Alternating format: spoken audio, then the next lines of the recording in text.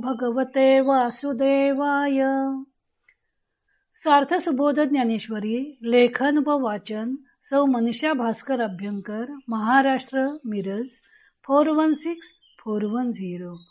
अध्याय 12. भक्तियोग. भगवंतांचं उत्तर. अव्यक्तोपासकांबाबतचं मत. भाग पहिला. श्लोक 3.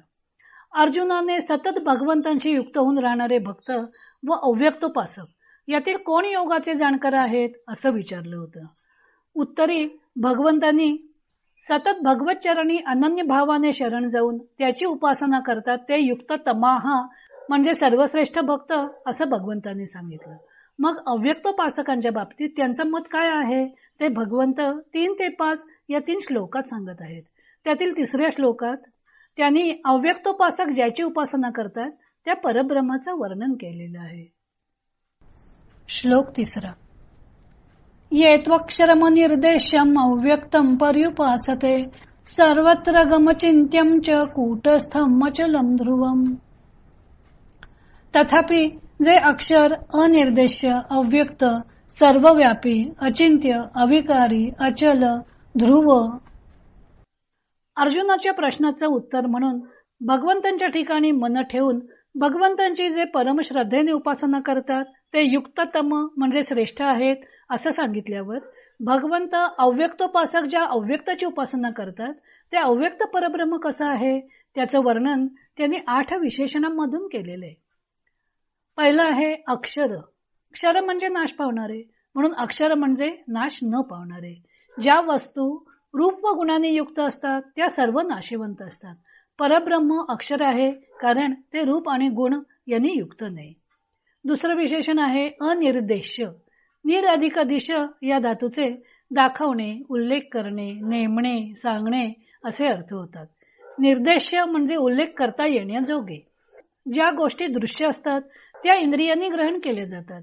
त्यांची नामरूपादींनी परिभाषा केली जाते. त्यामुळं त्याच वस्तूंचा निर्देश करणं शक्य असतं. परंतु परब्रह्म अव्यक्त असल्यामुळं त्याचा असा निर्देश करणं शक्य नाही, म्हणून ते अनिर्देश्य आहे. 3रं विशेषण आहे अव्यक्तम. व्यक्त नसणारे ते अव्यक्त. ते परब्रह्म व्यक्त दशेला आलेले नसल्यामुळे इंद्रिय ग्राह्य नाही. शंकराचार्यांनी अव्यक्ताची व्याख्या सांगितली आहे की केन अपि प्रमाणे न व्यज्यते इति अव्यक्तम. कोणत्याही प्रमाणाने जे जाणता येत नाही ते अव्यक्त. शास्त्रीय भाषेत प्रमा म्हणजे ज्ञान आणि प्रमाण म्हणजे ज्ञानाचं साधन. प्रत्यक्ष, अनुमान, उपमान, शाब्द, अर्थापत्ती, अनुपलब्धी, ऐतिह्य अशी अनेक प्रमाण आहेत. प्रत्यक्ष प्रमाण म्हणजे शब्द, स्पर्श, रूप, रस व गंध याद्वारे स्थूल इंद्रियांनी एखाद्या गोष्टीचं ज्ञान करून घेणे. अनुमान म्हणजे तर्काने जाणून घेणे. अशी अनेक प्रमाण आहेत. त्या सर्व प्रमाणांना प्रत्यक्ष प्रमाण हे मूलभूत आहे. पंचमहाभूतात सुद्धा आकाश व वायू हे अव्यक्त भूते आहेत, परंतु त्यांचे ज्ञान शब्द व स्पर्श या प्रमाणाने अनुमानाच्या सहाय्याने करून घेता येतं.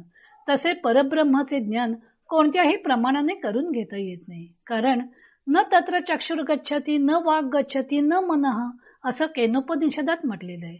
त्या परब्रह्मापर्यंत कोणतेच इंद्रिय पोहोचू शकत नाही, कारण ते अव्यक्त आहे. प्रमाणाने जाणून घेता येण्यासारखं आहे, ते व्यक्त दशेला आलेलं नाही. केनोपनिषदाने सांगितले आहे की स्थूल इंद्रियांच्या द्वारा ते जाणता येत नाही, पण त्याच्यामुळेच स्थूल इंद्रिय आपापले काम करू शकतात. सर्वत्र गम असं 4थं विशेषण वापरलेलं आहे. सर्वत्र गच्छती इथे सर्वत्र गम. सर्वत्र जाणारे ते सर्वत्र ग. परब्रह्म सर्वव्यापी असल्यामुळं ते नाही अशी कोणतीही जागा नाही. सर्व काही व्यापून पुन्हा तो परमात्मा दशांगुळे उरलेलाच आहे. बाकी दृश्य वस्तू या देश आणि कालानं मर्यादित झालेले असतात. त्यांचे ज्ञान मनुष्य स्थूल इंद्रियांनी करून घेऊ शकतो, पण परब्रह्म सर्वव्यापी असल्यामुळं त्याचे ज्ञान स्थूल इंद्रियांना करून घेता येत नाही.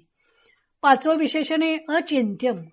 परब्रह्म अव्यक्त असल्यामुळे ते चिंतनाचाही विषय होऊ शकत नाही. जे इंद्रिय गोचर असते तेच चिंतनाचा विषय होऊ शकते, म्हणून ते अचिंत्य आहे. 6वं विशेषण आहे कूटस्थम. गृहे तिष्ठती इति गृहस्थ, तसं कूटे तिष्ठती इति कूटस्थ. कूटामध्ये असतो तो कूटस्थ. जसा घरामध्ये असतो तो गृहस्थ, तसा कुटामध्ये असतो तो कूटस्थ. कूट या शब्दाचे खोट, स्थिर, असत्य, कोडे, तुच्छ, जाळे, सापळा, शिखर, ऐरण असे अनेक अर्थ आहेत. तर कूटस्थ या शब्दाचे स्तब्ध, निष्क्रिय, अविनाशी, मूळ पुरुष, आत्मा असे अर्थ आहेत. थोडक्यात कूटस्थ म्हणजे अविकारी असं स्वरूप.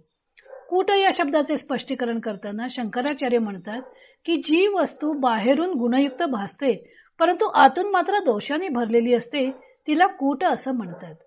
माया अथवा प्रकृती सुद्धा असंच कूट म्हणजे कोड आहे. ती संसाराला बीजभूत आहे. जीवाला संसारामध्ये बद्ध करणे या दोषाने ती युक्त आहे. परमात्मा त्या मायेचे अधिष्ठान आहे आणि त्याच्या असण्यामुळं मायेला कार्य करणं शक्य होतं. त्याच्यामुळे तिला शक्ती प्राप्त होते व ती कार्यरत होते. म्हणून मायेमध्ये अधिष्ठान रूपाने स्थित असणारा परमात्मा तो कूटस्थ आहे. 7वं विशेषण आहे अचलम. चल म्हणजे चंचल किंवा अस्थिर, म्हणून अचल म्हणजे स्थिर. परमात्मा वस्तूला चलन नाही, तो स्थिर आहे. 8वं विशेषण आहे ध्रुवम. ध्रुव म्हणजे शाश्वत, सनातन, कायम टिकून राहणार. विकारी वस्तू देश आणि कालानं मर्यादित असते, परंतु परमात्मा देशकालाने मर्यादित नसतो. सर्वत्र, सर्व काळामध्ये, सर्व परिस्थितीमध्ये तो समान रूपाने असतो. भगवंताने परमात्म्याचे जे वर्णन केले आहे ते उपनिषदांच्या प्रमाण आहे.